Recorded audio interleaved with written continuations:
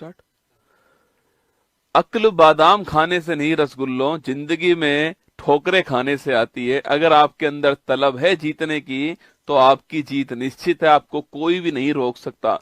Hello नमस्कार साथियों, उत्कर्ष परिवार में आप सभी का दिल खोलकर स्वागत है। गायत्री मंत्र में आप सभी का स्वागत। ये ऐसे टॉपिक होते हैं जो आपके एग्जाम में निश्चित पूछता है और हम आपको बार बार जो है इनको रिवाइज करवाते हैं। आज हमारा टॉपिक जो रहने वाला है वो रहेगा जनगणना 2011, सेंसस 2011। हर एग्जाम के लिए अति महत्वपूर्ण टॉपिक है। हर बात को मेरी को आपको ध्यान से सुनना है, ठीक है। बोलो बांके बिहारी लाल की जय। देखिएगा, सबसे पहले दोस्तों जनगणना की जो शुरुआत होती है वो 1872 के अंदर होती है। उस समय आप जानते हो कि जो मेयो थे हमारे, वो कौन थे आपके, वो उस समय वायसराय थे। तो 1872 के अंदर मेयो वायसराय थे उस समय इसकी शुरुआत होती है, ठीक है।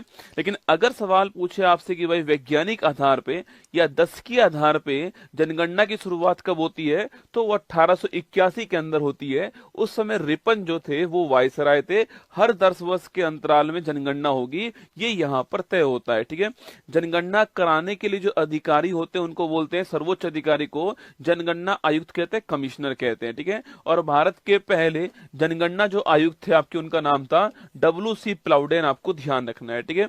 वहीं दोस्तों आपके 1870 दोस्तों आपके यहाँ से जनगणना शुरू हो जाती है और 2011 की जो जनगणना थी आपके, वो क्रम में 15वें नंबर की गणना है। और स्वतंत्र दोस्तों भारत की बात करूं आपसे, मतलब कि 1951 से बात करें तो 1951 से वो 7वें नंबर की जनगणना आपको ध्यान रखना है, ठीक है।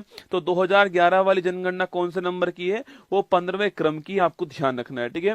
और दोस्तों 10 के आधार पर पूछूं आपसे तो वो 14वें क्रम की है ना, 10 के आधार पर 14वें क्रम की है। अगर कुल क्रमांक पूछे 15वां है और आपके इंडिपेंडेंट भारत की पूछूं आपसे 7वें नंबर की है। हर सवाल आपको ध्यान रखना है, ठीक है। वहीं दोस्तों आपके भारत में 1911 से 21 का दशक जो है आपके, इसको हम बोलते हैं महाविभाजक दशक बोलते हैं। यहाँ पर जनसंख्या बढ़ने की बजाय क्या होती है, जनसंख्या में कमी आती है, ठीक है। 1911-21 के दशक में काल व महामारियों का प्रकोप होने के कारण जनसंख्या की वृद्धि दर आपकी न्यूनतम रहती है, जिसके कारण वर्ष 1921 को महाविभाजक वर्ष कहते हैं, आपको ध्यान रखना है, ठीक है। जनसंख्या बढ़ने की बजाय कमी यहाँ पर होती है तो इसको बोलते हैं महाविभाजक वर्ष कहते हैं, ये भी आपको ध्यान रखना है, ठीक है। तो 2011 की जनगणना पूछूं आपसे, क्रम कौन सा, 15वें क्रम की गणना है। मैंने अभी आपसे कहा इस समय हमारे आयुक्त कौन थे आपके, तो इस समय आयुक्त थे आपके चंद्रमौली साहब आयुक्त थे आपके। आदर्श वाक्य पूछूं आपसे क्या है, हमारी जनगणना हमारा भविष्य, आवर सेंसस आवर फ्यूचर जो है वो इस बार जो है आदर्श वाक्य था 15वें क्रम की, आपको ध्यान रखना है, ठीक है। 15वीं जनगणना 11 के तहत भारत की जनसंख्या 121.09 करोड़ थी, जो चीन के बाद दूसरा स्थान रखता है। और वर्तमान में आप सभी को बधाई हो, आप सभी के अथक प्रयास से भारत जो है पहला स्थान पर आ चुका है वर्तमान में। पर अगर पूछूं आपसे 2011 का जो सेंसस था उसमें भारत दूसरे स्थान पर है, पहले स्थान पर आपका चीन था, ठीक है।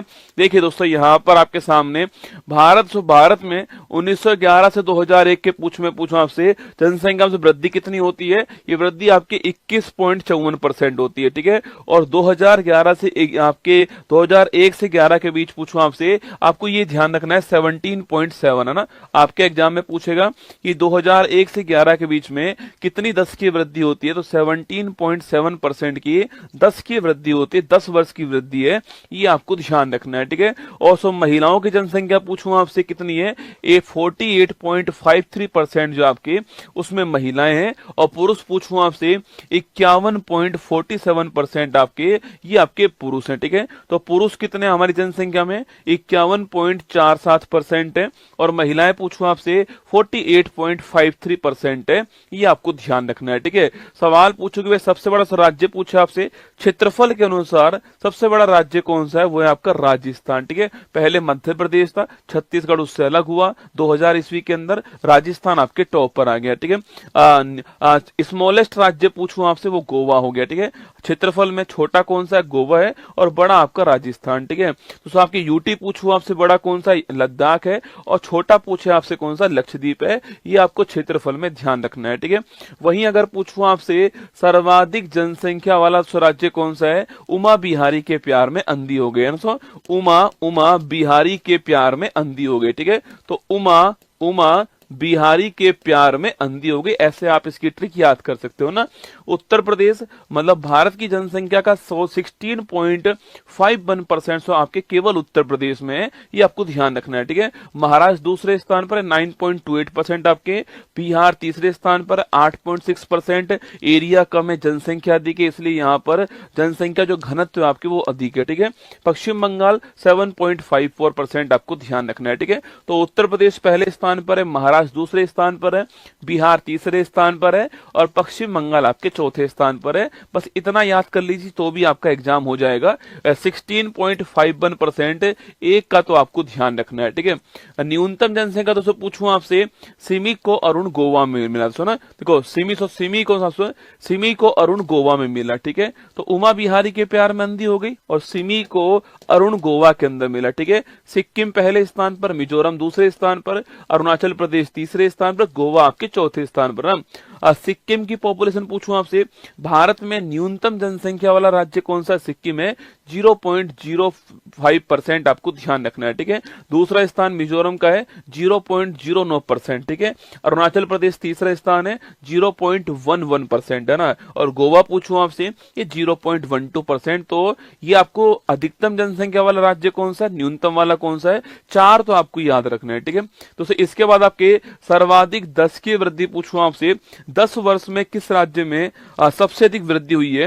ये केवल आप पहला याद कर लीजिए, आपके वो सो कौन सा है? मेघालय। कौन सा? मेघालय, ठीक है। केवल आप एक याद कर लीजिए, मेघालय आपको ध्यान रखना है। यहां पर जो ग्रोथ रेट है वो 27.9%। सो भारत की पूछूं आपसे तो भारत की 17.7% थी, जबकि मेघालय की 27.9% आपको ध्यान है, ठीक है। इसके बाद अरुणाचल प्रदेश है, फिर बिहार है, फिर मिजोरम है। आप केवल एक नाम नोट कीजिए कि मेघालय भारत में सर्वाधिक वृद्धि करने वाला राज्य, आपको ध्यान रखना है, ठीक है। अच्छा दोस्तों, आपके न्यूनतम वृद्धि पूछूं आपसे कहां पर हुई है? वो नागालैंड से। न्यूनतम पूछे आपसे कहां पर हुई है?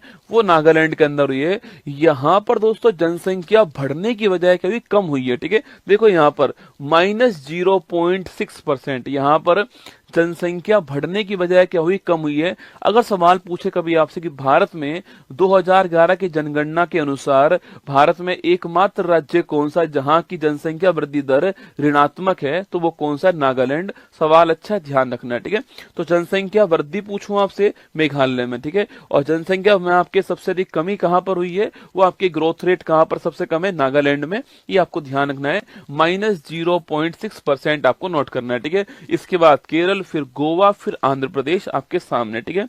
आगे बढ़ी दोस्तों, आपके अगर पूछो आपसे जनसंख्या घनत्व क्या, 1 किलोमीटर स्क्वायर में कितने लोग रहते हैं आपके, उसको बोलते हैं पॉपुलेशन डेंसिटी कहते हैं, या फिर उसी को हम जो है जन घनत्व कहते हैं, ठीक है। तो भारत का 2011 जनगणना के अनुसार भारत का जन घनत्व कितना है? 382 व्यक्ति प्रति किलोमीटर स्क्वायर, मतलब कि 1 किलोमीटर स्क्वायर एरिया में 382 लोग भारत में एवरेज रूप से रहते हैं, ठीक है।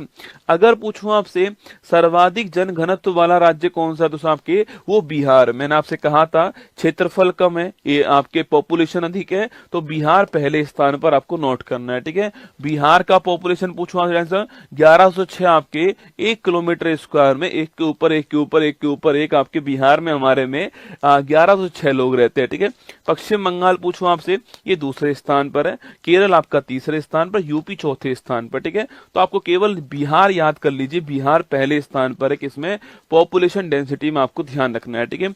अभी मैंने आपसे कहा सर्वाधिक जनसंख्या वाला राज्य कौन सा? यूपी, ठीक है। न्यूनतम वाला पूछूं आपसे तो आपके वो कौन सा? सिक्किम, ठीक है। इसके अलावा मैंने कहा 10 की वृद्धि दर वाला सर्वाधिक कहां पर? आपके मेघालय में। न्यूनतम कहां पर हुई है? नागालैंड में, ठीक है। डेंसिटी पूछूं आपसे सर्वाधिक कहां पर हुई है? बिहार के अंदर, ठीक है। न्यूनतम डेंसिटी वाला पूछूं आपसे तो अरुणाचल प्रदेश, सुना यहां पर केवल आपके 1 किलोमीटर स्क्वायर में केवल 17 लोग रहते हैं, ठीक है। जहां बिहार में 1 किलोमीटर स्क्वायर में 1106 लोग रहते हैं, वहीं पर अरुणाचल प्रदेश में 1 किलोमीटर स्क्वायर में केवल 17 लोग रहते हैं, आपको ध्यान है, ठीक है। मिजोरम 52, सिक्किम 86, मणिपुर 115। आप केवल अरुणाचल प्रदेश नोट कीजिएगा। न्यूनतम जनघनत्व वाला राज्य कौन सा है? वो अरुणाचल प्रदेश है, ये आपको नोट करना है, ठीक है। सर्वाधिक जनसंख्या वाला यूटी पूछूं आपसे, दिल्ली है, आप जानते हो, ठीक है। सर्वाधिक जनसंख्या वाला यूटी पूछे आपसे दिल्ली, ठीक है।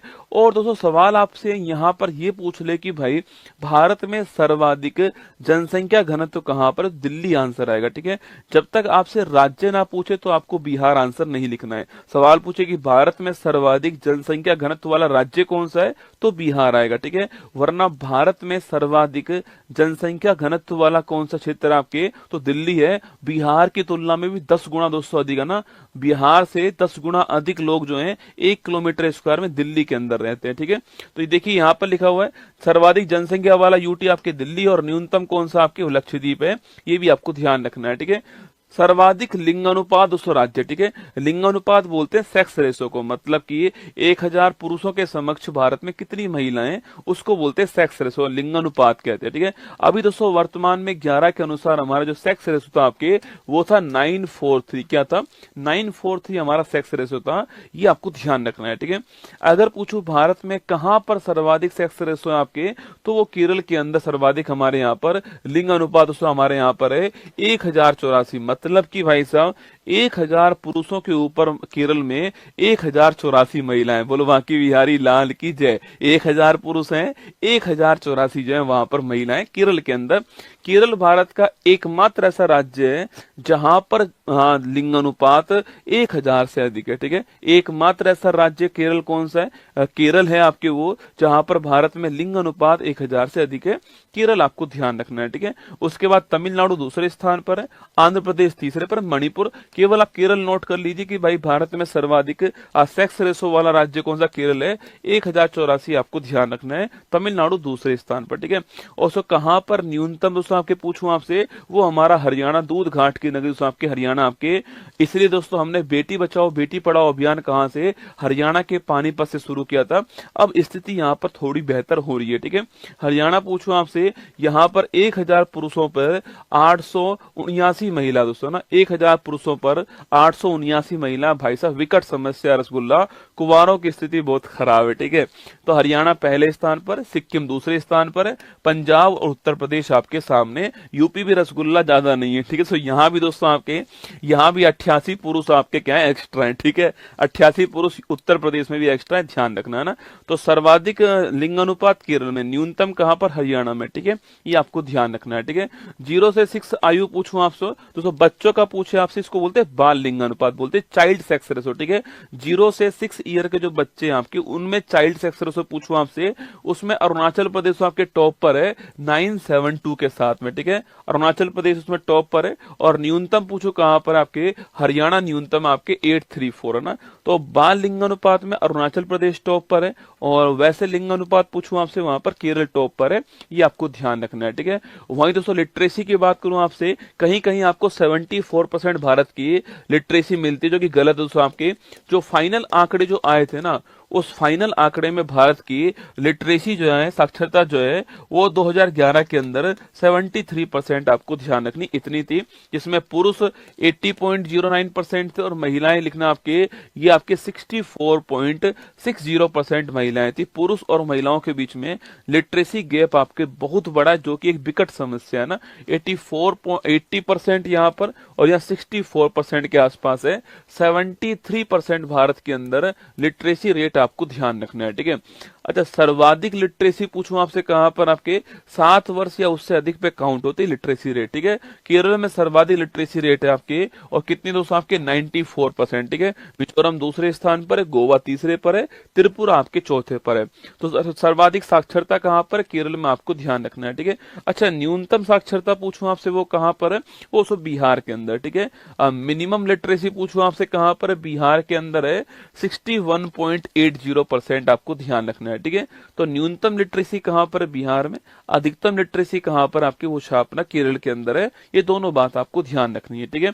अगला पॉइंट दोस्तों आपके सर्वाधिक ग्रामीण जनसंख्या पूछूं आपसे, वो कहां दोस्तों आपके, वो हिमाचल प्रदेश। यहाँ पर आपके सर्वाधिक ग्रामीण जनसंख्या यहाँ पर आपके 90% आपके, मतलब दोस्तों यहाँ की जो 90% जनसंख्या है वो गांव के अंदर रहती है ना। बिहार दूसरे स्थान पर है 88.7%, ठीक है। असम तीसरे स्थान पर है, ओडिशा आपके चौथे स्थान पर है उस राज्य की जनसंख्या का कितना बड़ा हिस्सा नगर में रहता है और कितना बड़ा हिस्सा आपके गांव में रहता है, उसके अनुसार जो है ये रूरल पॉपुलेशन की बात हुई है। ठीक है, तो ग्रामीण जनसंख्या पूछूं आपसे, हिमाचल प्रदेश टॉप पर है, बिहार आपके दूसरे पर। ठीक है, और जो शहरी आपके सो नगरीय पूछूं आपसे, अर्बन पॉपुलेशन पूछे आपसे, इसमें गोवा टॉप पर है। सो गोवा की 62% जनसंख्या जो है वो शहर के अंदर नगर में रहती है ना, तो गोवा यहाँ पर टॉप है, आपको ध्यान रखना है। ठीक है, इसके बाद दोस्तों सर्वाधिक दोस्तों आपके नगरीय जनसंख्या वाले दोस्तों राज्य पूछूं आपसे, दोस्तों राज्य पूछे आपसे, ये सो परसेंट आपके सामने गोवा हो गया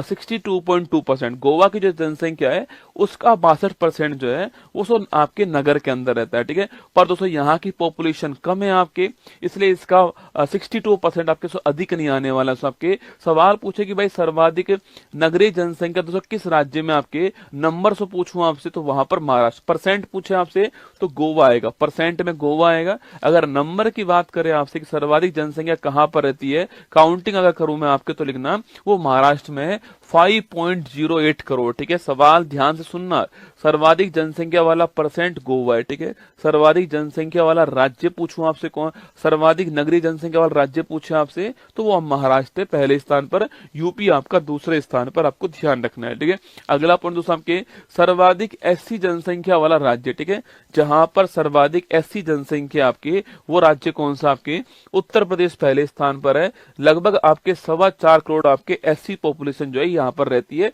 पश्चिम बंगाल आपके दूसरे स्थान पर। ठीक है, तो इसमें उत्तर प्रदेश टॉप पर, आपको ध्यान रखना है किसमें, सर्वाधिक एससी जो आपके शेड्यूल कास्ट पॉपुलेशन आपके, वो नंबर के हिसाब से सर्वाधिक कहां पर है, उत्तर प्रदेश में। ठीक है, और दोस्तों सवाल पूछूं आपसे, सवाल पूछा आपसे सर्वाधिक दोस्तों 80% पूछा आपसे, मतलब उस राज्य में अगर 100 लोग रहते हैं तो 100 में से कितने परसेंट दोस्तों एससी आपके, वो सर्वाधिक कहां पर है, वो पंजाब में। ठीक है, यहाँ दोस्तों आपके यहाँ पर 100 में से 31.9 लगभग 32 लोग जो है आपके वो एससी हैं। ठीक है, तो पंजाब में सर्वाधिक परसेंट के हिसाब से एससी हैं, और वहां आपके पूछूं आपसे उत्तर प्रदेश में आपके नंबर के हिसाब से हेड काउंटिंग में आपके उत्तर प्रदेश जो है वो पहले स्थान पर है, ये आपको ध्यान रखना है। ठीक है, सर्वाधिक दोस्तों एसटी जनसंख्या वाला पूछूं आपसे वो कौन आपके, ये एससी एसटी वाले सवाल एग्जाम में आजकल पूछते हैं, क्योंकि यही सवाल का स्कोप है आपके नया जो है कि एसटी एसटी वाला पूछूंगा। सर्वाधिक दोस्तों एसटी पूछूं आपसे, शेड्यूल ट्राइब पूछे आपसे, अनुसूचित जनजाति पूछूं आपसे, उसमें दोस्तों हेड काउंटिंग में कौन पहले स्थान पर है, मध्य प्रदेश पहले स्थान पर है। यहाँ पर लगभग आपके 1.5 करोड़ जो है आपके वो एसटी पॉपुलेशन यहाँ पर है। ठीक है, और वहीं आपके पूछूं आपसे परसेंट दोस्तों आपके उस राज्य की जो जनसंख्या उसका परसेंट निकाल के पूछे आपसे, सो मिजोरम आपके, मतलब मिजोरम में अगर 100 लोग हैं तो वहां पर 94 लोग जो है किस में आते हैं, एसटी के अंदर आते हैं। ठीक है, ये इसका मतलब है। तो परसेंट में मिजोरम टॉप पर है। अगर पूछे आपसे तो आपके हेड काउंटिंग में पूछूं आपसे, नंबर के हिसाब से पूछे आपसे, मध्य प्रदेश टॉप पर है। ठीक है, सो एससी में आपके हेड काउंटिंग में यूपी टॉप पर है, परसेंट में पंजाब टॉप पर है। एसटी में आपके हेड काउंटिंग में एमपी टॉप पर है, परसेंट में आपका जो है वो ये आपके मिजोरम टॉप पर है, आपको ध्यान रखना है। ठीक है, जनसंख्या दोस्तों पूछूं आपसे, जनसंख्या में यूपी टॉप पर है, सिक्किम दोस्तों आपके क्या है, आपके अंतिम स्थान पर। ठीक है, जनसंख्या घनत्व पूछूं आपसे, वहां दोस्तों आपके बिहार टॉप पर है, अगर कुछ भी ना लिखा हो दिल्ली टॉप पर है, और अंतिम स्थान आपके अरुणाचल प्रदेश का है। सो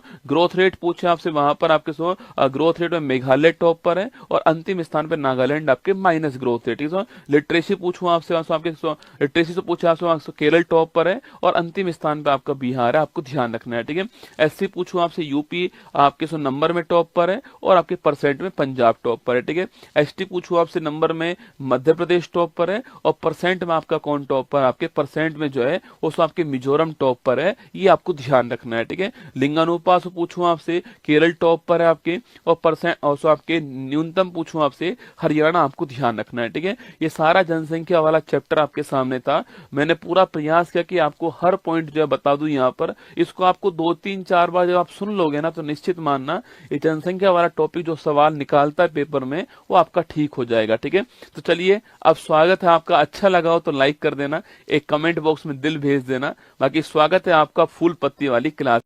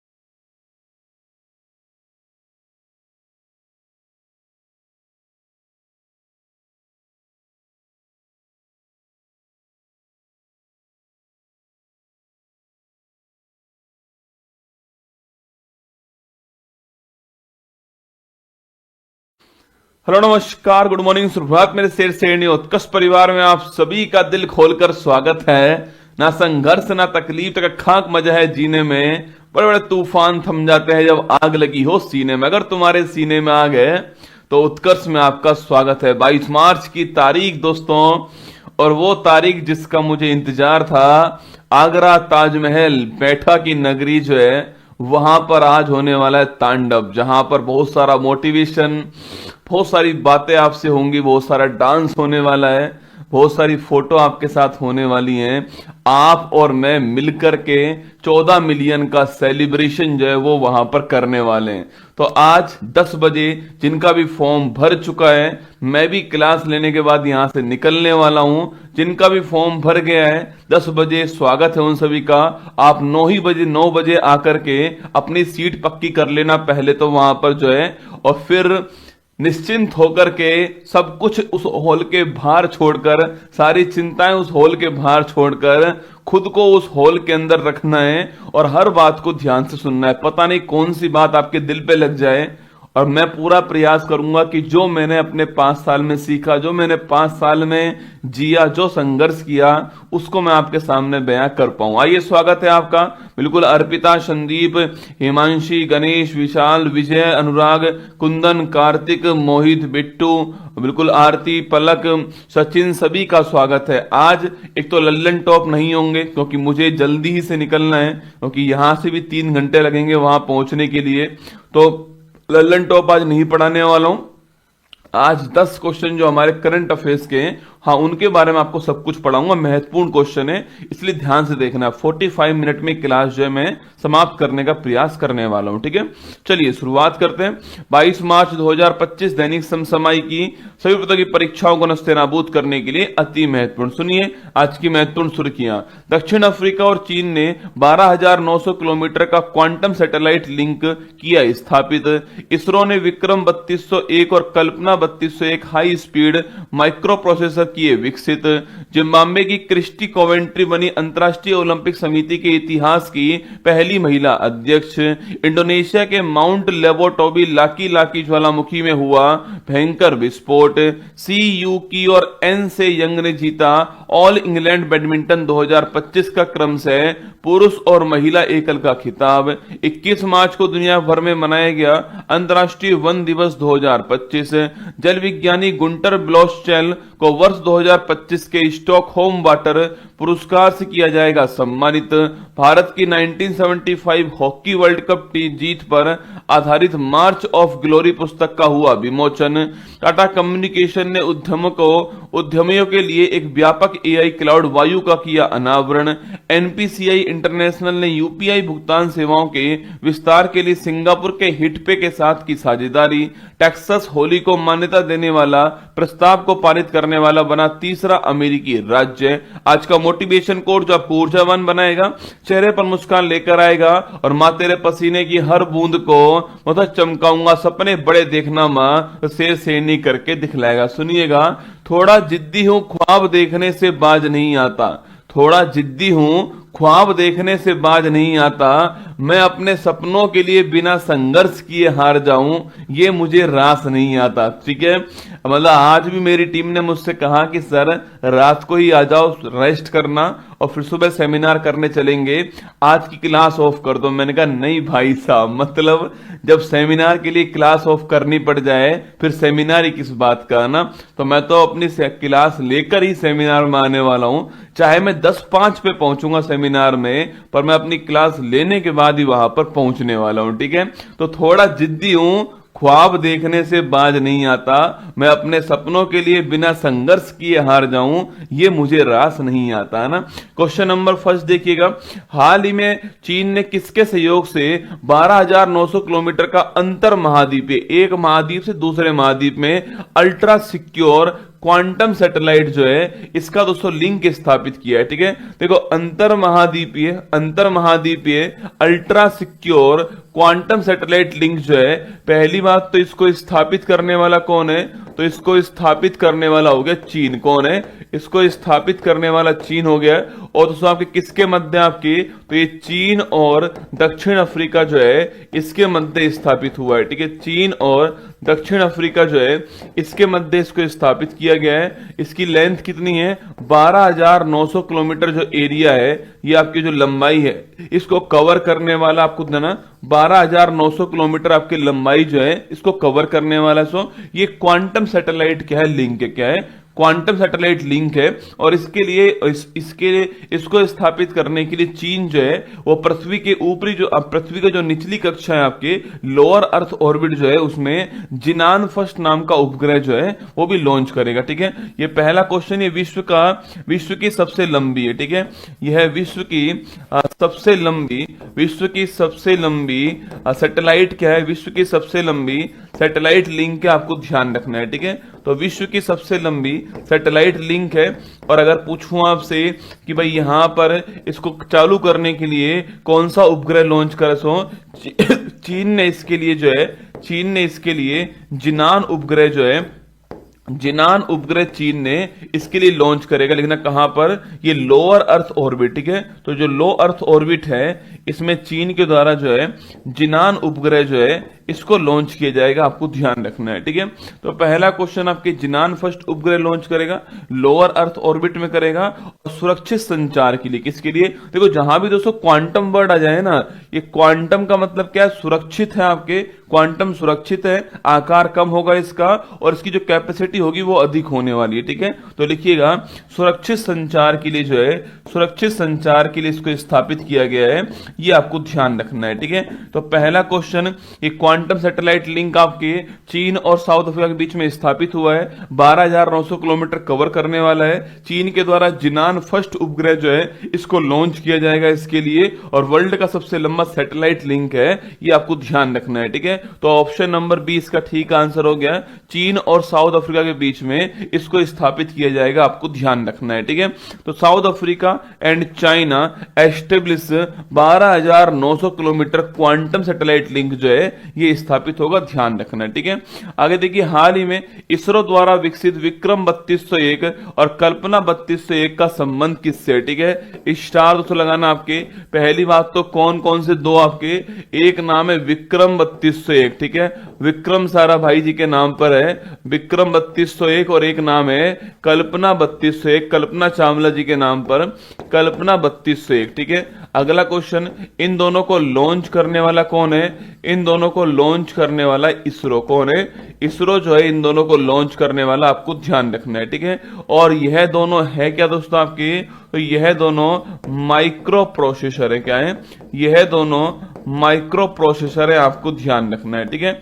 तो लॉन्च करने वाला कौन है, तो लॉन्च करने वाला इसरो हो गया है। और ये है क्या दोस्तों आपके, तो ये हाई स्पीड क्या है, हाई स्पीड माइक्रो प्रोसेसर, ठीक है। तो लॉन्च करने वाला इसरो हो गया है, ऐसे लिख लीजिए, ये हाई स्पीड क्या है, ये हाई स्पीड माइक्रो प्रोसेसर है, आपको ध्यान रखना है, ठीक है। तो ये हाई स्पीड माइक्रो प्रोसेसर है, ये आपको नोट करना है, ठीक है। तो विक्रम 3201 और कल्पना 3201 को लॉन्च करने वाला इसरो हो गया, और ये हाई स्पीड माइक्रो प्रोसेसर है, ये आपके एग्जाम के लिए महत्वपूर्ण क्वेश्चन है, ठीक है। इनको लॉन्च करने वाला इसरो हो गया, आपको नोट करना है दोस्तों ना। अगर सवाल पूछूं आपसे विक्रम 3201 की बात करूं, तो ये भारत का पहला मेड इन इंडिया 32 बिट का दोस्तों क्या है, माइक्रो प्रोसेसर, ठीक है। तो लिखिएगा विक्रम 3201 पूछूं आपसे, तो ये भारत का पहला मेड इन इंडिया क्या है, भारत का पहला मेड इन इंडिया,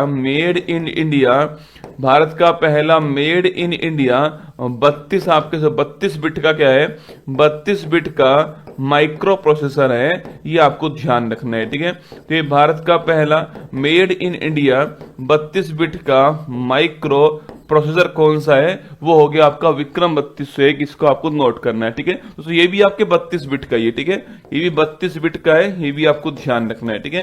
दोनों 32 बिट के हैं, पर ये पहला वाला जो है 32 बिट का माइक्रो प्रोसेसर हो गया भारत का, ये आपको नोट करना है। और लॉन्च करने वाला इसको इसरो हो गया, ठीक है। अच्छा, इसरो की बात करूं मैं आपसे, इसरो की जो स्थापना है वो 15 अगस्त 1969 को होती है, आप जानते हो। अगला क्वेश्चन, इसरो जो है आपको याद करना है कि बंगलुरु में इसका मुख्यालय, याद कीजिए बंगलुरु में इसका मुख्यालय हो गया। अगला क्वेश्चन है, इसरो के वर्तमान 11वें नंबर के अध्यक्ष कौन आपकी, तो वी नारायणन जो है ये इसरो के वर्तमान 11वें नंबर के अध्यक्ष आपको नोट करना है, ठीक है। अच्छा, इसरो के पहले अध्यक्ष कौन थे, पहले अध्यक्ष भारत में अंतरिक्ष विज्ञान के जनक विक्रम साराभाई जो है ये इसरो के पहले अध्यक्ष थे, आपको ये भी ध्यान रखना है, ठीक है। चलिए, सतीश धवन केंद्र से ये लॉन्च करते हैं कौन आपके, ये अपने जो सैटेलाइट है आपके लॉन्च करते हैं माइक्रो प्रोसेसर, आपको ध्यान रखना है। कल मैंने रात को 8 बजे एक क्लास ली थी जिसमें पूरा की पूरा साइंस टेक पिछले 6 माह का मैंने पढ़ा है, ठीक है। पिछले 6 माह का साइंस टेक जो है वो करंट अफेयर्स जो है ये मैंने कल शाम को 8 बजे पढ़ाया था, वो क्लास जरूर देख लेना। 1 घंटे के आसपास की क्लास होगी, एग्जाम के लिए महत्वपूर्ण होने वाली, ठीक है। उसमें इसरो के बारे में सब कुछ वहां पे पढ़ाया गया है। इसरो ने जो जो आपके उपग्रह लॉन्च करे हैं, चाहे PSLV 59, चाहे PSLV 60, चाहे GSLV F-15 जो है, ये सारी बातें मैंने आपको वहां पे पढ़ाई है, ठीक है। चलिए, इसरो के बारे में ये आपको नोट करना है ना। हाल ही में अंतर्राष्ट्रीय ओलंपिक समिति के इतिहास की पहली महिला अध्यक्ष किसको अपॉइंट किया, लिखना। 100% आने वाला सवाल लिखना, 100% छपने वाला सवाल है, इसको थोड़ा ध्यान रखना है, ठीक है। देखिए दोस्तों, इंटरनेशनल ओलंपिक कमेटी IOC, क्या नाम है, IOC, इंटरनेशनल अंतरराष्ट्रीय ओलंपिक समिति, ठीक है। इंटरनेशनल ओलंपिक कमेटी की बात करूं मैं आपसे, अंतरराष्ट्रीय जो ओलंपिक समिति है, अगर इसकी बात की जाए, इंटरनेशनल ओलंपिक कमेटी की अगर मैं बात करूं आपसे, अंतरराष्ट्रीय ओलंपिक समिति। अच्छा, पहली बात तो इसकी स्थापना कब होती है, 23 जून 1894 को इसकी स्थापना होती है, ठीक है। अगला क्वेश्चन आपके, इसका मुख्यालय कहां पर है, तो इसका मुख्यालय ल्यूशाने, स्विट्जरलैंड के अंदर जो है इसका मुख्यालय हो गया, ठीक है। अगला क्वेश्चन, अगर सवाल दोस्तों पूछूं कि इसके पहले अध्यक्ष कौन थे, जो आपके इंटरनेशनल ओलंपिक कमेटी है इसके पहले अध्यक्ष, ये सवाल बहुत बार पूछा गया एग्जाम में ना, एग्जाम में सवाल बहुत बार आ चुका है कि इसके पहले जो अध्यक्ष है उनका नाम दोस्तों क्या आपके, तो दिमित्री विकेलस जो आपके, इनके पहले अध्यक्ष का नाम क्या है, दिमित्रिस विकेलस जो है ये इसके पहले अध्यक्ष है, ठीक है। तो लिखिएगा पहले अध्यक्ष कौन है, तो दिमित्री विकेलस जो है ये इसके पहले अध्यक्ष थे, ये आपको ध्यान रखना है, ठीक है। तो दिमित्री विकेलस जो है ये इसके पहले अध्यक्ष थे, नोट करना, ठीक है। लेकिन सवाल पूछूं आपसे कि ओलंपिक का जनक कौन है, ओलंपिक खेलों का जनक कौन, लिखना। तो ओलंपिक खेलों का जो जनक है, ओलंपिक खेलों का जनक कौन है, वो है पिएरे डी कुबर्टिन। दोनों अलग अलग सवाल है भाई साहब, है ना। हाँ, पिएरे डी कुबर्टिन कौन आपके, तो पिएरे डी कुबर्टिन जो है, पिएरे डी कुबर्टिन ये ओलंपिक खेलों के जनक है, आपको नोट करना है स्टार लगा के, ठीक है। स्टार लगा के नोट कीजिएगा कि फादर ऑफ ओलंपिक कौन आपके, पिएरे डी कुबर्टिन का नाम ध्यान रखना है, ठीक है। सवाल पूछूं आपसे कि पहले अध्यक्ष कौन है, तो दिमित्रिस विकेलस जो है ये पहले अध्यक्ष का नाम आपको ध्यान रखना है, ठीक है। इसकी स्थापना 23 जून को होती है, ये भी आपको नोट करना है, ठीक है। अच्छा, अभी जो 9वें नंबर के अध्यक्ष थे वो कौन थे इसके, तो अभी जो 9वें नंबर के अध्यक्ष हैं इसके, वह कौन, लिखना आपके। तो इसके 9th नंबर के जो अध्यक्ष हैं वो है थॉमस वॉक। कौन है, थॉमस वॉक जो है ये इसके 9th नंबर के अध्यक्ष हैं, ये भी आपको ध्यान रखना है, ठीक है। थॉमस वॉक इसके 9th नंबर के अध्यक्ष हैं। और अगर पूछूं आपसे जो 10वें नंबर की जो अध्यक्ष होने वाली है वह कौन होने वाली, लिखना आपकी क्रिस्टी कोवेंट्री जो है, क्रिस्टी कोवेंट्री ये इसके 10वें नंबर की अध्यक्ष होने वाली है, आपको ध्यान रखना है, ठीक है। तो क्रिस्टी कोवेंट्री जो है 10वें नंबर की अध्यक्ष होंगी, और एक क्रिस्टी कोवेंट्री जो है ये इसकी पहली महिला अध्यक्ष होंगी ना, पहली महिला अध्यक्ष होने वाली है, यह भी आपको ध्यान रखना है, ठीक है। कार्यकाल कब से स्टार्ट होने वाला है, तो 23 जून 2025 से यह कार्यकाल आपके स्टार्ट होगा, ठीक है।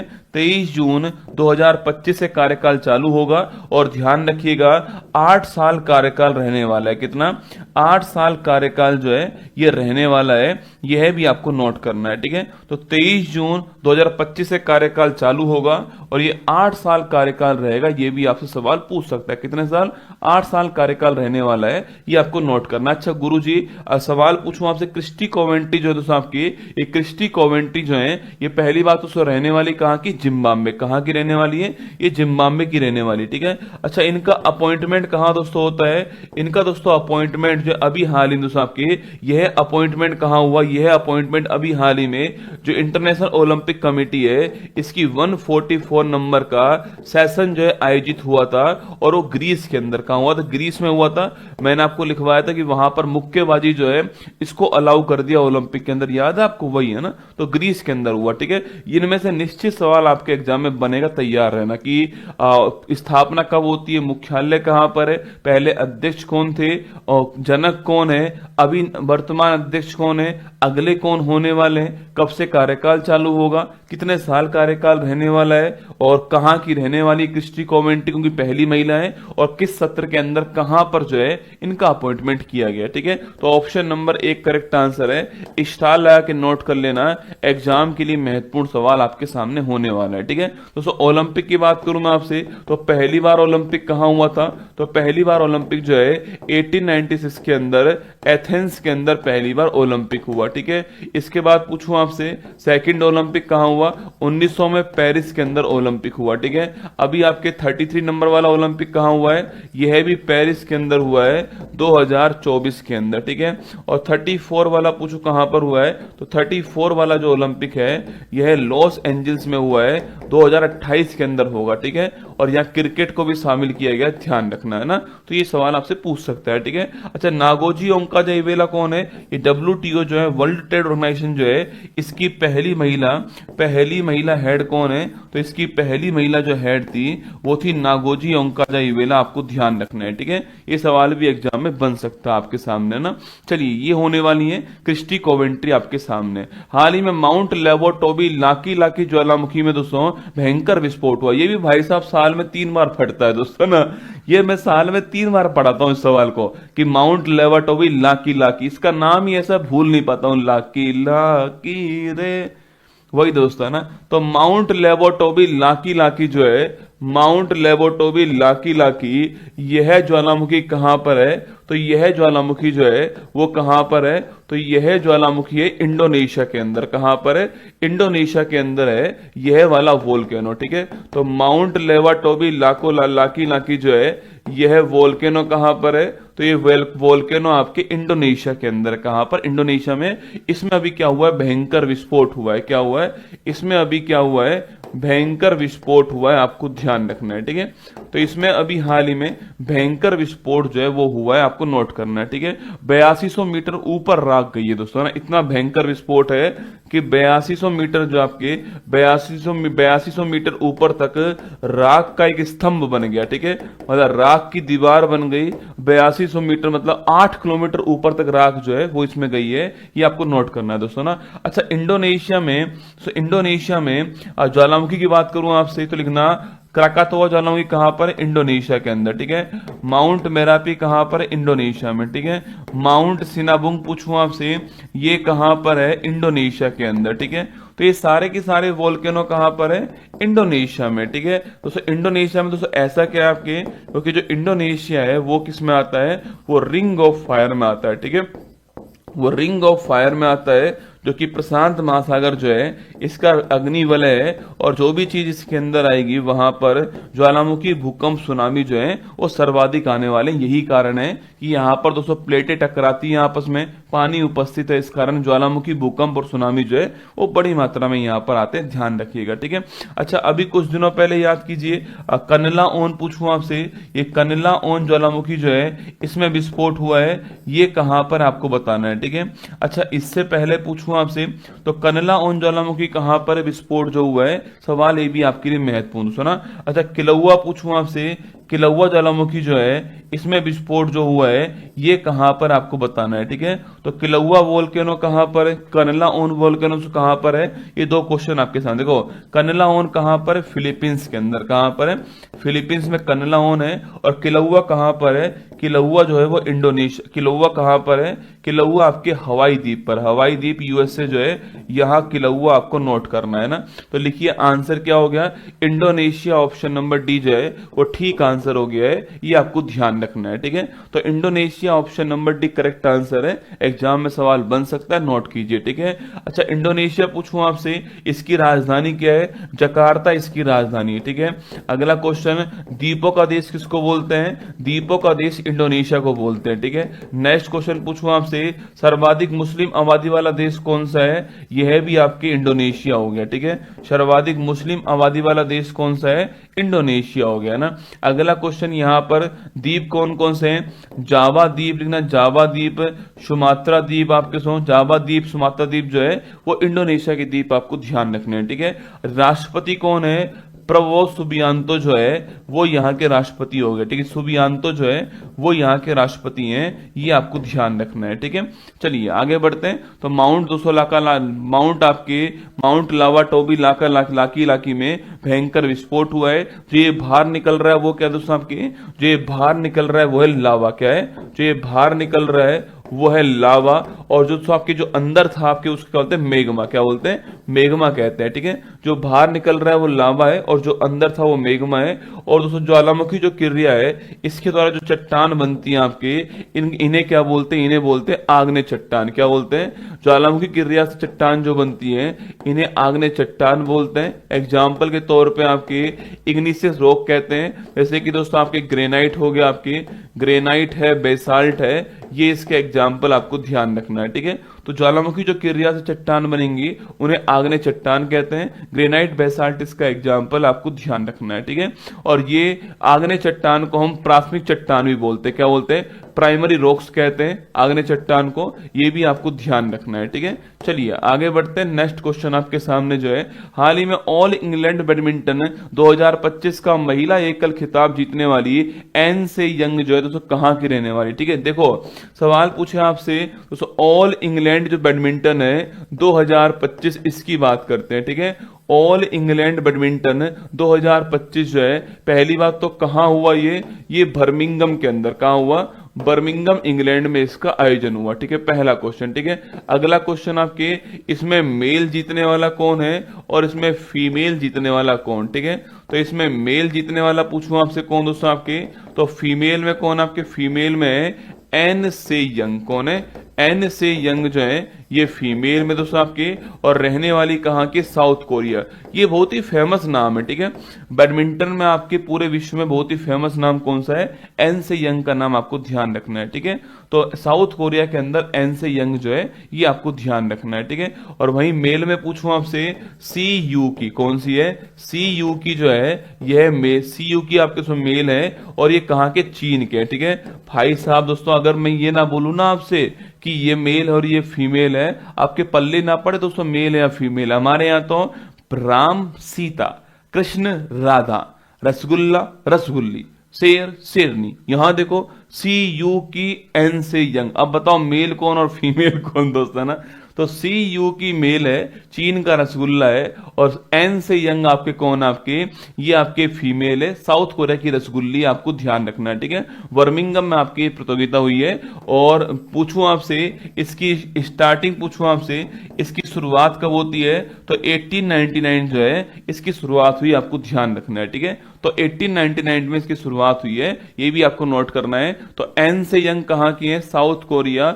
Option number C correct answer है, एन से यंग यहां की आपको ध्यान रखना है, ठीक है। कहां की? एन से यंग। अच्छा, क्या इसको जीतने वाले पहले भारतीय का नाम क्या? प्रकाश पादुकोण। लिख लो, 1980 में प्रकाश पादुकोण जो है यह इसके विजेता बनते हैं, ठीक है। प्रकाश पादुकोण को जानते हो क्या?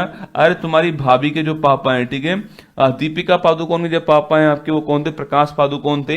और ये इसको जीतने वाले पहले भारतीय, ठीक है, पहले भारतीय थे, आपको नोट करना है। भारत में बैडमिंटन के बड़े खिलाड़ी थे प्रकाश पादुकोण, ठीक है। चलिए आगे बढ़िए। तो ये दोस्तों आपके मेल फीमेल है।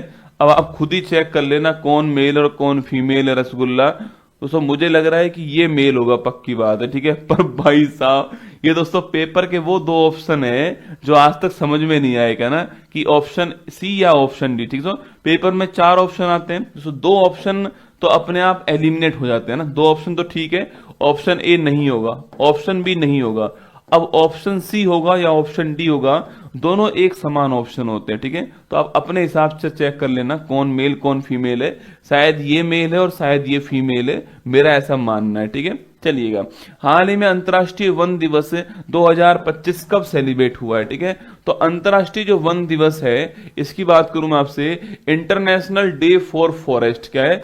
इंटरनेशनल डे फॉर फॉरेस्ट जो है इसकी बात करते हैं। ठीक है, इंटरनेशनल डे फॉर फॉरेस्ट जो है इसकी बात करते हैं, अंतर्राष्ट्रीय वन दिवस की बात करते हैं। ठीक है, पहली बात तो अंतर्राष्ट्रीय वन दिवस की तारीख कौन सी है? 21 मार्च की तारीख है। कौन सी है? 21 मार्च की तारीख है। ये स्टार्ट कब हुआ था? ये स्टार्ट 2013 में हुआ। ठीक है, तो 21 मार्च की तारीख है और 2013 के अंदर ये स्टार्ट हुआ इंटरनेशनल डे फॉर फॉरेस्ट। ये आपको नोट करना है। ठीक है, अभी इस आपके डे वाले दिन जो है ये कहा गया कि पूरे विश्व में 1 करोड़ हेक्टेयर वन भूमि जो है प्रतिवर्ष जो है नष्ट हो रही है। ठीक है, तो इसमें बोला गया है कि 1 करोड़ हेक्टेयर भूमि, 1 करोड़ हेक्टेयर भूमि जो है, 1 करोड़ हेक्टेयर भूमि प्रतिवर्ष क्या हो रही है? प्रतिवर्ष जो है, प्रतिवर्ष 1 करोड़ हेक्टेयर भूमि जो है वो नष्ट हो रही है, ऐसा इन्होंने कहा है। ठीक है, तो 1 करोड़ हेक्टेयर भूमि प्रतिवर्ष जो है वो नष्ट हो रही है, इसको बचाना हमारा उद्देश्य होना चाहिए। इसके लिए इंटरनेशनल डे फॉर फॉरेस्ट जो है ये आपका सेलिब्रेट किया जा रहा है। ठीक है, अच्छा इस बार की थीम क्या है? तो वन और भोजन जो है वो इस बार की थीम है। ठीक है, वन और भोजन जो है वो इस बार की थीम है। वन और भोजन जो है ये थीम आपको ध्यान रखनी है। ठीक है, तो वन और भोजन थीम है बिल्कुल। आज 22 तारीख है और आज दिवस कौन सा है? आज दिवस है आपके आगरा तांडव दिवस। कौन सा है? आगरा तांडव दिवस आज है। ठीक है, तो 22 मार्च जो है नोट करना। 22 मार्च की बात करूं मैं आपसे, आज जो है जल दिवस है। कौन सा है? आज है वाटर डे, आपकी जल दिवस जो है वो आज है, आपको ध्यान रखना है। ठीक है, तो 22 मार्च को जल दिवस है, ये भी आपको ध्यान रखना है ना। और वन और भोजन इसकी थीम रहने वाली है वन दिवस की। ठीक है, अच्छा याद कीजिए अभी हाल ही में कौन सी आपके रिपोर्ट आती है? 18वीं इंडियन फॉरेस्ट सर्वे रिपोर्ट आई थी अभी कुछ दिनों पहले। कौन सी है? 18वीं इंडियन फॉरेस्ट सर्वे रिपोर्ट जो है अभी कुछ दिनों पहले दोस्तों आती है। याद कीजिए इसमें कुल वन और वृक्ष पूछूं आपसे, कुल वन और वृक्ष जो है वह कितने परसेंट आपके, सवाल पूछे कि भाई कुल वन और वृक्ष जो है कितने परसेंट लिखना? 25.17%। कितना है? 25.17% है दोस्तों। लगभग जो है वो आपके कितना है? आपके 8,27,356 आपके, पूरा लिख लो, 8,27,356 किलोमीटर स्क्वायर जो है ये हमारे वन और वृक्ष आपको नोट करना है। तो 25.17% है या फिर 8,27,356 किलोमीटर स्क्वायर आपको नोट करना है। ठीक है, अगर दोस्तों वृद्धि के मामले में पूछूं आपसे कि ग्रोथ के मामले में पहला स्थान किसका है? ग्रोथ के मामले में पहला स्थान जो है वो है छत्तीसगढ़। ठीक है, तो ग्रोथ के मामले में पहला स्थान किसका है? छत्तीसगढ़, आपको ध्यान रखना है ग्रोथ के मामले में। ठीक है, तो एरिया के मामले में पूछूं आपसे, यह पहला स्थान किसका लिखना? आपके मध्य प्रदेश का एरिया के मामले में पहला स्थान आपको नोट करना है। ठीक है, और परसेंट के मामले में पूछूं आपसे तो लक्षद्वीप पहले स्थान पर है। ठीक है, तो परसेंट के मामले में लक्षद्वीप पहले स्थान पर है, एरिया के मामले में मध्य प्रदेश पहले स्थान पर है, ग्रोथ के मामले में छत्तीसगढ़ जो है वो पहले स्थान पर है। लगे हाथ, इसको भी आपको 4-5 पॉइंट को ध्यान रखना है। ठीक है, तो लगाइए आंसर 21 मार्च, ऑप्शन नंबर डी आंसर है ये करेक्ट आंसर। देखो भाई, केक जिसके हाथ में आए वो खा लेना। ठीक है, मैं तो खा लूंगा, जिसके भी हाथ में आए वो भी खा लेना, है ना। चलिएगा, Indian international day for forest 21 मार्च हो गया ना। हाल ही में वर्ष 2025 के स्टॉकहोम वाटर पुरस्कार के लिए किसको चुना गया? ठीक है, देखो स्टॉकहोम वाटर पुरस्कार की बात करूं मैं आपसे, स्टॉकहोम वाटर पुरस्कार जो है पहली बात तो दोस्तों किसके लिए मिलता है? यह जल संरक्षण के लिए मिलता है। किसके लिए मिलता है? वाटर कंजर्वेशन के लिए यह अवार्ड जो है प्रदान किया जाता है। ठीक है, अगला क्वेश्चन, यह अवार्ड किसको मिला दोस्तों आपके?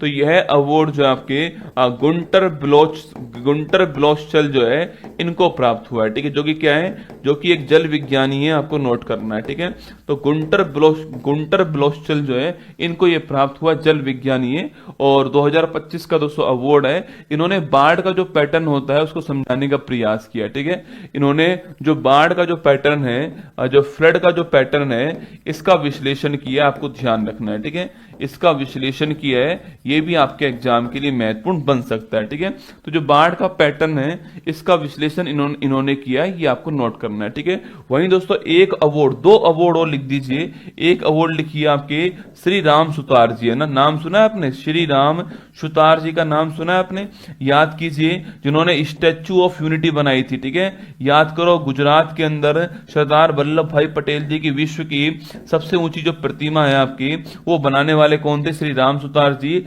इनको महाराष्ट्र भूषण अवार्ड दिया गया, कौन सा, इन्हें महाराष्ट्र भूषण अवार्ड जो है वो प्रदान किया गया, आपको ध्यान रखना है। ठीक है, तो इनको महाराष्ट्र भूषण अवार्ड किसको मिला है, श्री राम सुतार जी को मिला है, जो कि स्टैच्यू ऑफ यूनिटी गुजरात के अंदर बनाई थी, आपको ध्यान रखना है। ठीक है, और वहीं दोस्तों आपके चिरंजीवी जी की बात करूं, चिरंजीवी की बात की जाए आपसे, तो चिरंजीवी जो है आपके, इनको दोस्तों आपके इंग्लैंड की ओर से लाइफ टाइम अचीवमेंट, चिरंजीवी अरे साउथ के सुपरस्टार, इनको लाइफ टाइम अचीवमेंट अवार्ड जो है किसने दिया है, इंग्लैंड ने दिया है, आपको नोट करना है। ठीक है, तो इनको life time achievement award England ने दिया है, ये भी आप लगातार नोट कर लीजिए ना। तो आंसर हो गया ऑप्शन नंबर 1 करेक्ट आंसर है, गुंटर ब्लोस्टेल आपका ठीक दोस्तों आंसर। ठीक है, अच्छा ये नाम सुना आपने, एंड्रयू बार्टो और रिचर्ड सटन, पूछूं आपसे, याद करो ट्यूरिंग अवार्ड। ठीक है, कंप्यूटर का नोबेल अवार्ड जो है एम ट्यूरिंग अवार्ड, वो किसको मिला था, इन दोनों को मिला है। ठीक है, और जयश्री वेंकटेशन पूछूं आपसे, रामसर पुरस्कार, याद करो रामसर पुरस्कार जो है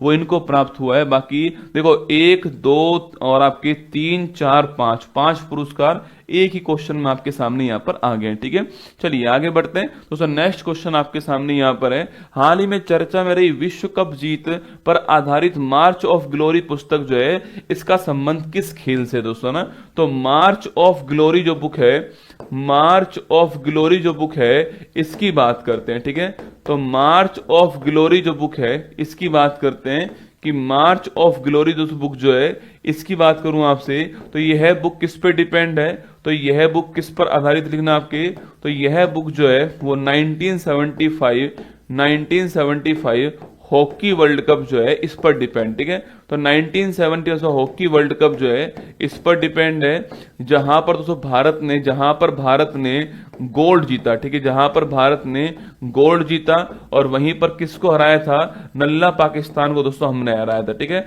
तो पाकिस्तान को हमने हराया था और भारत यहां पर गोल्ड जीता था।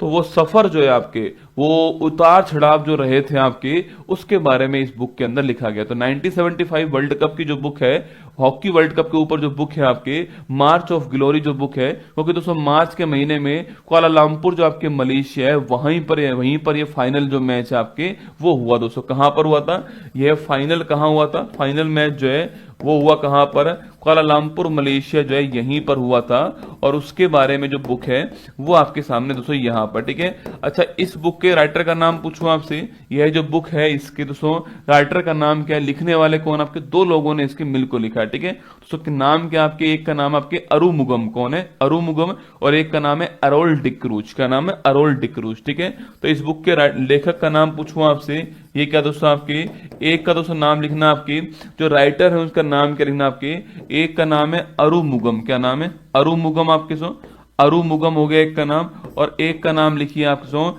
एरोल डिक्रूज, क्या नाम है एरोल डिक्रूज। तो ये दो लोगों ने मिलकर लिखा है इसको ना, तो अरुमुगम आपके, एक का नाम अरुमुगम हो गया, एक का नाम एरोल डिक्रूज है, दो लोगों ने मिलकर इसको लिखा है 1975 का हॉकी वर्ल्ड कप, आपको ध्यान रखना है। ठीक है, अच्छा वर्तमान में हॉकी इंडिया के अध्यक्ष कौन है आपके, तो वर्तमान में जो हॉकी इंडिया है इसके अध्यक्ष कौन है, दलीप टर्की। ठीक है, ये भी भारत के महान खिलाड़ी रह चुके हैं, किसके, हॉकी के। ठीक है, और वहीं आपके जो आपके वर्ल्ड हॉकी फेडरेशन है FIH जो है, जो आपके फेडरेशन ऑफ इंटरनेशनल हॉकी जो है, इसके हेड कौन है, तैयब इकराम, कौन है तैयब इकराम, ये आपको नोट करना है। तो वर्ल्ड में तैयब इकराम है और इंडिया के अंदर दलीप टर्की, आपको ध्यान रखना है। ठीक है, तो आंसर हमारा हॉकी हो गया, ऑप्शन नंबर 20 का ठीक आंसर है।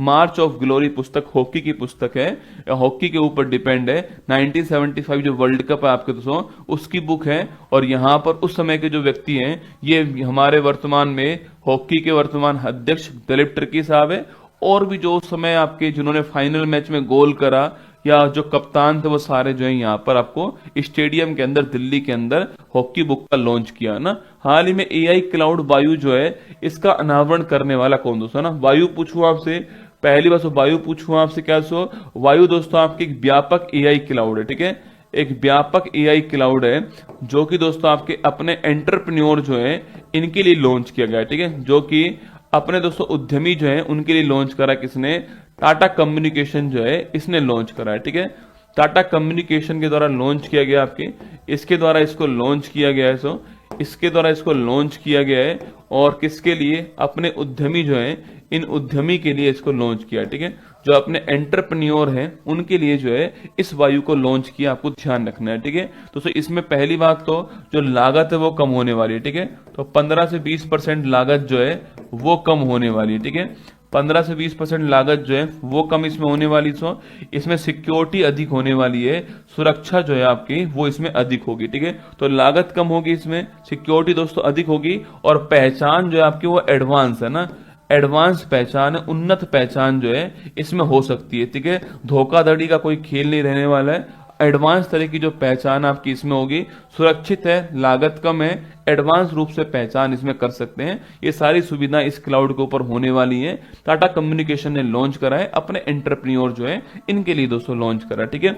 वहीं दोस्तों आपके नामरूप, दोस्तों नामरूप आपके नामरूप 4 संयंत्र जो है इसकी शुरुआत होती है, ठीक है, तो नामरूप 4 संयंत्र जो है इसकी शुरुआत होती है, नोट करना, ठीक है, कहां पर होती है, असम के अंदर, ठीक है, तो नामरूप 4 संयंत्र जो है इसकी शुरुआत असम में होती है, और किसका प्लांट है यहाँ पर, यूरिया का चौथा प्लांट जो है वो यहाँ पर स्थापित हो रहा है, ठीक है। ये नामरूप दोस्तों वही स्थान है जहां पर, याद करो, बजट के अंदर निर्मला सीतारमन जी ने मंजूरी प्रदान की थी, वही स्थान है, और यूरिया का प्लांट स्थापित किया गया यहाँ पर असम के अंदर है, नामरूप, आपको ध्यान रखना है, ठीक है, तो आंसर लगाइएगा, option number C correct answer है, आपको ठीक आंसर, टाटा कम्युनिकेशन जो है वो इसका ठीक आंसर हो गया, ठीक है। चलिए दोस्तों आगे बढ़ते हैं, ये देखो वायु क्लाउड आपके लॉन्च कर दिए गए है, और ये आपको अपने एंटरप्रेन्योर के लिए लॉन्च हुआ है ना।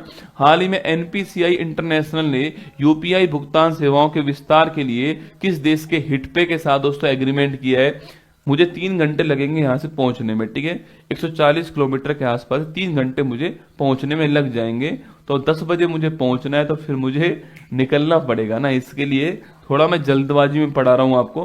हाँ, कंटेंट, क्वेश्चन का कंटेंट पूरा चिंता मत कीजिए, ठीक कंटेंट है, बस लल्लन टॉप मैंने नहीं पढ़ा है, और थोड़ा स्पीड से आपको पढ़ा रहा हूं, ठीक है। आज की बात है, फिर कल से तो वही दोस्तों आपको मेरे साथ ही जीना है, तो लिखिएगा NPCI, national payment corporation of India, NPCI दोस्तों ना, एनपीसीआई इंटरनेशनल, ऐसे लिखो।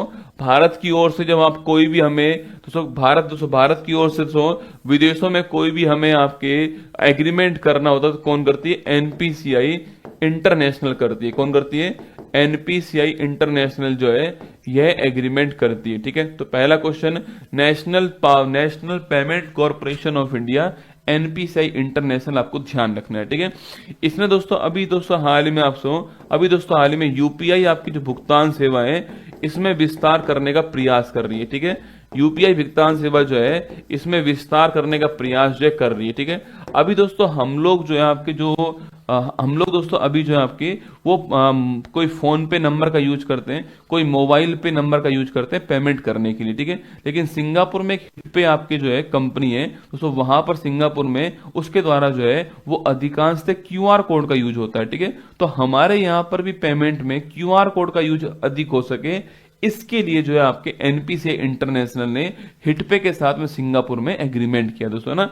अगर पूछूं आपसे इसके विस्तार के लिए एग्रीमेंट किसके साथ हुआ है, हिटपे कंपनी जो है सिंगापुर की, इसके साथ दोस्तों क्या हुआ है, इसके साथ में हुई है साझेदारी, ठीक है, इसके साथ एग्रीमेंट हुआ है और यह एग्रीमेंट किसके लिए दोस्तों, यह एग्रीमेंट जो है वो किसके लिए, क्यूआर कोड का भुगतान में क्यूआर कोड का उपयोग बढ़ सके, ठीक है। तो पेमेंट में क्यूआर कोड जो है इसका उपयोग बढ़ सके, क्यूआर कोड स्कैन जो है स्कैन का यूज बढ़ सके, ये आपको ध्यान रखना है, ठीक है। अच्छा, क्यूआर की फुल फॉर्म क्या होती है, देखो क्यूआर की फुल फॉर्म है क्विक रेस्पॉन्स क्या है? क्विक रेस्पॉन्स जो है वो इसकी फुल फॉर्म है, आपको ध्यान रखना है, ठीक है।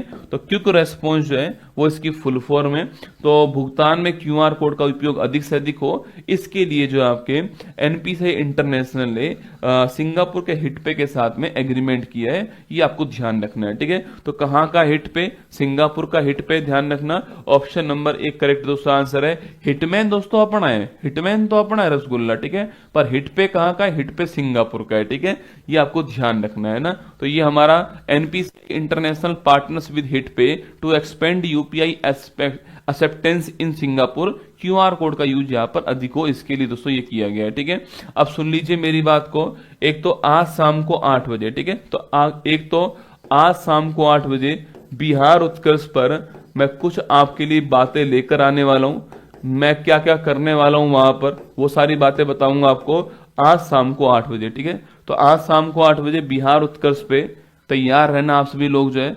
मैं चाहे आगरा से लाइव आऊं, चाहे कहीं से भी आऊं, आपको शाम को 8 बजे बिहार उत्कर्ष पे मैं बिहार पुलिस के लिए और आपके जो बीपीएससी टीआरई जो एग्जाम, आपके टीचिंग वाला जो एग्जाम है, उसके लिए क्या करने वाला हूं वो आपको बताऊंगा आज शाम को 8 बजे। क्लास नहीं है, घोषणा मान लीजिए आप लोग जो है, घोषणा नहीं वादा मान लीजिए। मेरी जो रणनीति आपको बताने वाला हूं, क्या करने वाला हूं, ये आज शाम को 8 बजे होने वाला है बिहार उत्कर्ष के ऊपर, ठीक है। तो वहां आपसे मुलाकात होगी। ऊपर एक बार लिंक लगा दो क्लास का, एक लिंक लगा दो ऊपर क्लास का, तो उस लिंक पर आप जाइएगा, वहां पर आपसे मुलाकात होने वाली है मेरी बिहार उत्कर्ष के ऊपर, ठीक है। तो जो ऊपर लिंक लगा हुआ है ना, इस ऊपर लिंक पर क्लिक कर लो और यहां पर शाम को 8 बजे तैयार रहना बिहार उत्कर्ष के ऊपर। जो भी बिहार के बच्चे बिहार पुलिस या फिर जिनका भी टीचर वाला एग्जाम है वो उनके लिए तैयार रहना है, ठीक है।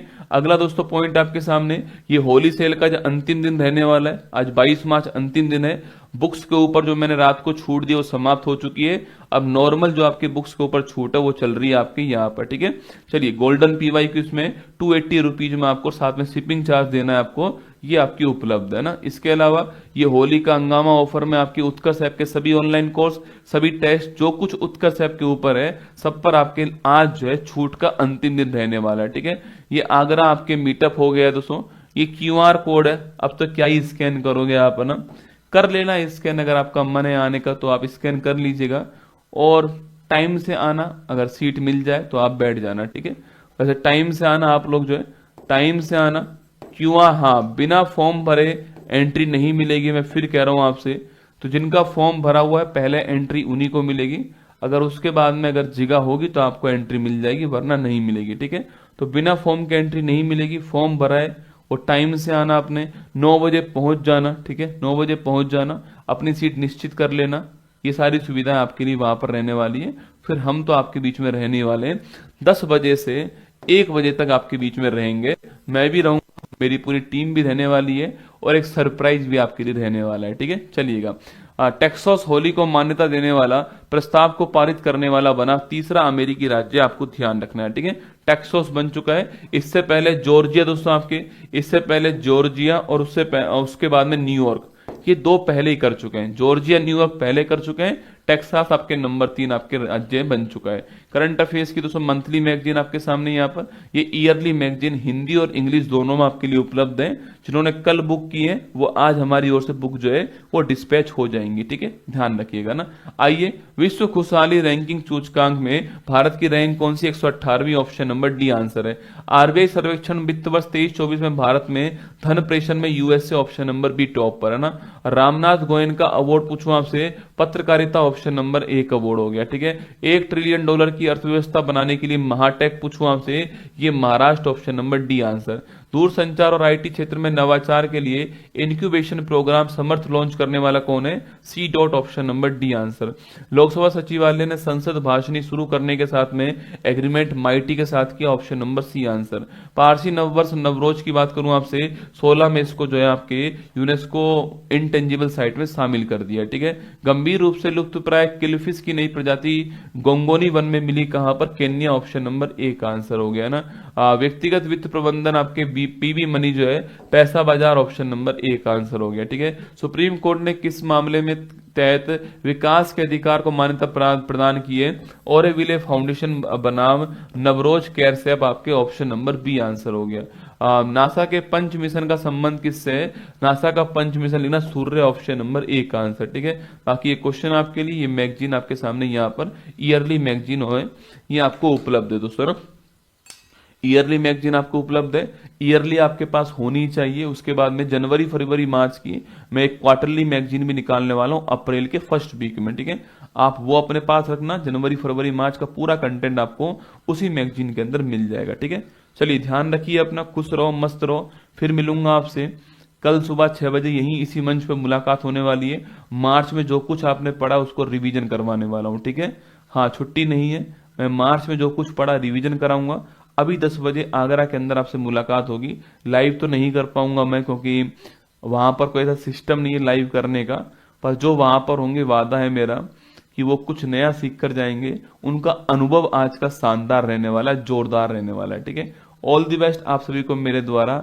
और आज तो मंजिल ने हौसलों से कहा तेरे बस की बात नहीं, ये लाइव आपको सुनाऊंगा। चल झुट्टी तेरी इतनी औकात नहीं। चलिए अब मैं निकलता हूं, बाकी आपका आभार। मिलते हैं 10 बजे आगरा के अंदर सुसदर ऑडिटोरियम के अंदर, आपसे मुलाकात होने वाली है। जय हिंद, थैंक यू। मुश्किल नहीं कुछ भी इस दुनिया में, तू जरा